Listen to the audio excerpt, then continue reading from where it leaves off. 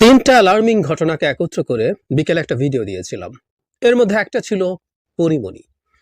তিনি টাঙ্গাইলে একটা শোরুম উদ্বোধন করতে যেতে পারেননি, কারণ সেখানে তাকে বাধা দেওয়া হয়েছিল এবং শেষ পর্যন্ত দাবির মুখে তাকে সরে আসতে হয়েছে।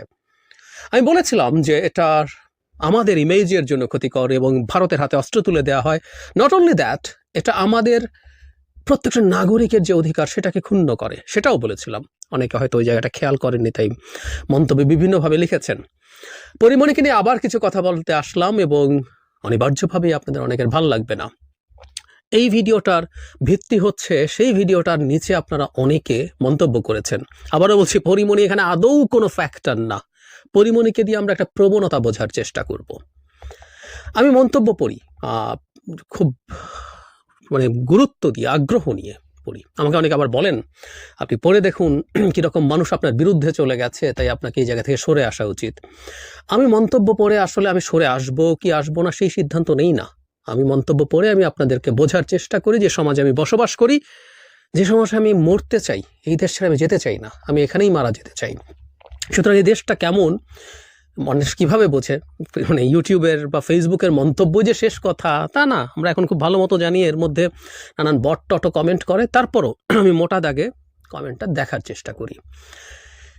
গত ভিডিওটার নিচে পরিমণিকে নিয়ে কিছু যে মন্তব্য এসছে, আমি যখন শুরু করেছিলাম ওই ভিডিওটা করতে, আগের ভিডিওটার কথা বলছি, আমি নিশ্চিতভাবে জানতাম এটা সমালোচিত হবে। আমি জানতাম অন্য যে ইস্যুগুলো নিয়েও কথা বলেছে, বাকি দুটো নিয়েও কথা হবে, আমি তাও জানতাম। কিন্তু আমি প্রায় একটা কথা বলি, আমি ঠিক পপুলিস্ট আচরণ করতে, পপুলিজমের জন্য ইউটিউব বা ফেসবুকে কথা বলতে শুরু করিনি। আমি যে কথাগুলো আমার কাছে দরকার বলে মনে হবে বলা, আমি সেগুলোই বলবো। আমি জেনে শুনে তার কথা বলি। সো পরিমণিকে নিয়ে আলোচনা সমালোচনা হতে পারে, আমি তারপরও বলেছি। আবার কেউ বলতে পারেন যে না, আমি তখন বুঝিনি। কিন্তু আমি পরে মন্তব্য পড়ে দেখলাম আপনাদের অনেকে এটাকে ভালোভাবে নিচ্ছেন না। আমি আবার এখন কথা বলছি, জেনে শুনে দেখে শুনেই। বলা কেন দরকার সেটা একটু বলছি। আমি মনে করি পরিমণিকে নিয়ে আমরা যে মন্তব্যগুলো করেছি, এর মধ্যে একটা ফ্যাসিবাদী আচরণ রয়েছে, সিরিয়াসলি রয়েছে। বলা বাহুল্য, ওনাকে নিয়ে অনেক রকম নেগেটিভ মন্তব্য আছে। তার ব্যক্তিগত জীবনযাপন, তার জীবন প্রণালী, তার জীবনে তিনি যেভাবে যাপন করেন সব কিছু নিয়ে। এবং আমি আসলে ব্যক্তিগতভাবে জানি না উনি মানুষ কেমন, ওনার জীবন আচরণ আসলে কেমন, কিন্তু মিডিয়াতে যেসব ঘটনা সামনে এসছে, আইনি জটিলতায় পড়েছেন তিনি, এই সব কিছু একত্র করলে আমাদের মনে হতেই পারে, এটা ভুলো না যে আমাদের প্রায় সব মানুষই এই দেশে বসবাস করা, তাদের কন্যা, তাদের বোন এই ধরনের জীবনযাপন করবেন, সেটা অ্যাগ্রি করবেন না। এটাতেও আমি একমত। আমি এই সমাজে বাস করি, সুতরাং এই সমাজের অ্যাটিটিউড সম্পর্কে আমি জানি। এবং তার এক্সপোজ যে ইনফরমেশন আছে, আবারও বলছি, আমি তাকে আসলে চিনি না, তার সম্পর্কে জানি না, তিনি কেমন মানুষ সেটা বুঝি না। কিন্তু যে তথ্য আমাদের সামনে আসছে সেগুলো নিয়ে এরকম কথা বলা যেতেই পারে এবং আমরা আমাদের চয়েস জানাতে পারি যে পরিমণির মতো একজন আমার পরিবার থেকে না হোক। পারি, সবাই চাইবো না তা না, কিন্তু কেউ বা অনেকেই বা প্রায় সবাই চাইবো সেরকম কিছু না হোক। কিন্তু যেটা জরুরি কথা সেটা হচ্ছে এই পরিমণিরও একটা গণতান্ত্রিক সমাজে তার অধিকার আছে। তিনি যা যা করেছেন তার জন্য উনি বিচার ফেস করছেন। আমরা আশা করি তিনি তার ন্যায় বিচার পাবেন। এটা শেখ হাসিনার বাংলাদেশ না, সেই ন্যায় বিচার তার হোক এবং তাতে তিনি খালাস পেতে পারেন, শাস্তি হতে পারে। কিন্তু আমরা বলার চেষ্টা করছি, যেটা খুবই ভয়ঙ্কর, যে তাকে নিয়ে আমরা কেন কথা বলবো, কারণ তিনি অনেকের ভাষায় খারাপ। কেউ এটা বলছেন যে শোরুম বা দোকান উদ্বোধন করছে তার শোরুম, সেটা পরিমণির মতো মানুষকে নিয়ে কেন। আমি এই রকম অনেক মন্তব্য পেয়েছি যে সেই দোকান কি আর কাউকে পেল না তাদের দোকান উদ্বোধন করার জন্য।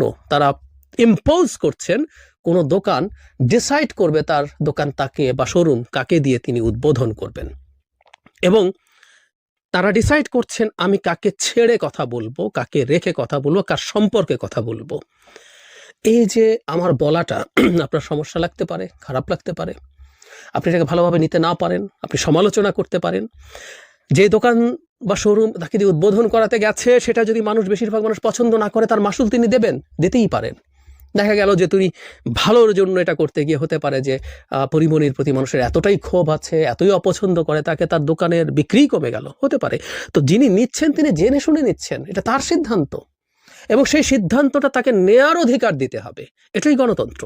আর তার উপরে এই সিদ্ধান্ত চাপিয়ে দেয়া যে তাকে নেওয়া যাবে না, এটা গায়ের জোরে করি, বা আমরা যখন দূর থেকেও তাকে ইম্পোজ করি যে আপনি আর কাউকে পেলেন না, আপনি কেন তাকে নেবেন, এগুলোই ফ্যাসিবাদ, ফ্যাসিবাদী আচরণ, এগুলোই স্বৈরতন্ত্র।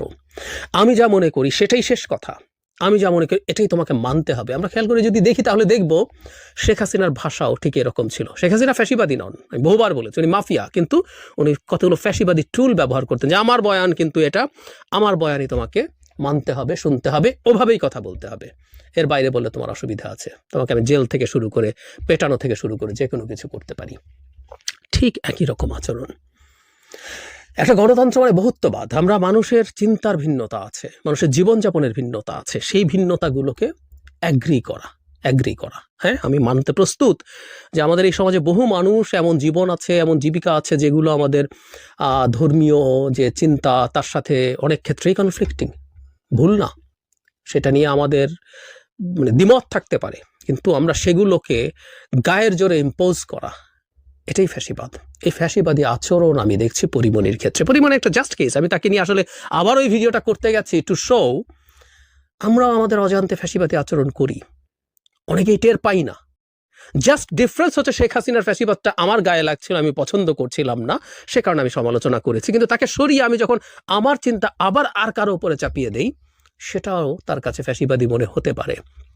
এই ব্যাপারটা আমাদের একটু মাথায় রাখা দরকার। আমরা একটা গণতান্ত্রিক সমাজ চেয়েছিলাম, যেখানে ভিন্ন মতের, বিভিন্ন ধরনের, বিভিন্ন জীবনযাপনের মানুষ তার মতো করে একসাথে থাকবে। সেটা নিয়ে আমাদের আপত্তি থাকলে আমরা আলোচনা করব, ডিবেট করব, কথা বলবো, কিন্তু সেটা চাপিয়ে দেয়া গায়ের জোরে, এটা আমরা করব না। এই বাংলাদেশ আমরা চাই না।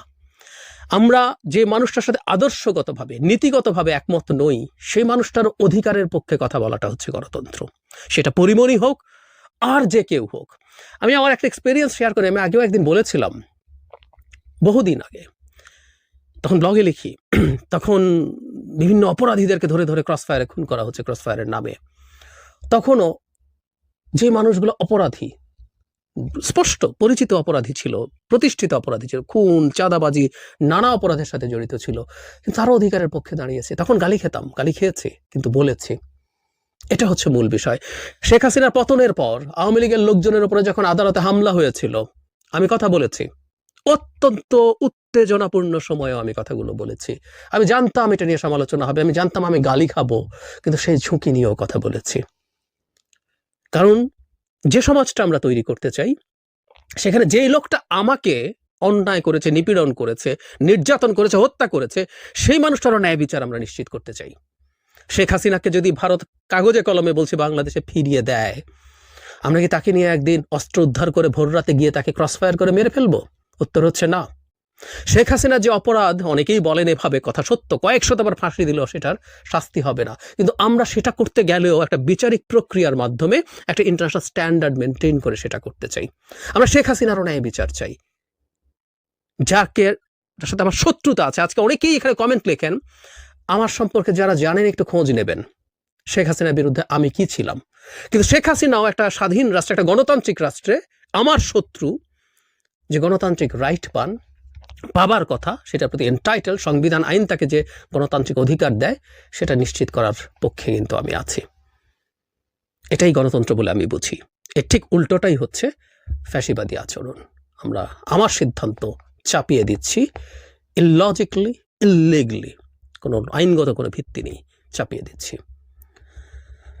আমি আশা করি আপনারা শুনেছেন, এবং প্রায় বলি, অসুবিধা নেই, আমাকে নেগেটিভ মন্তব্য করতে পারেন, গালিগালাজ করেন, অনেকে করতে পারেন, কিন্তু আমরা যদি আপনার অবস্থানটা আপনি একটু ব্যাখ্যা করে একটু সময় নিয়ে লেখেন, আমি হয়তো বুঝতে পারবো, সেটা আমাকে বরং কিছু সাহায্য করবে। সো আমরা একটা ডিবেটের সোসাইটি চাই।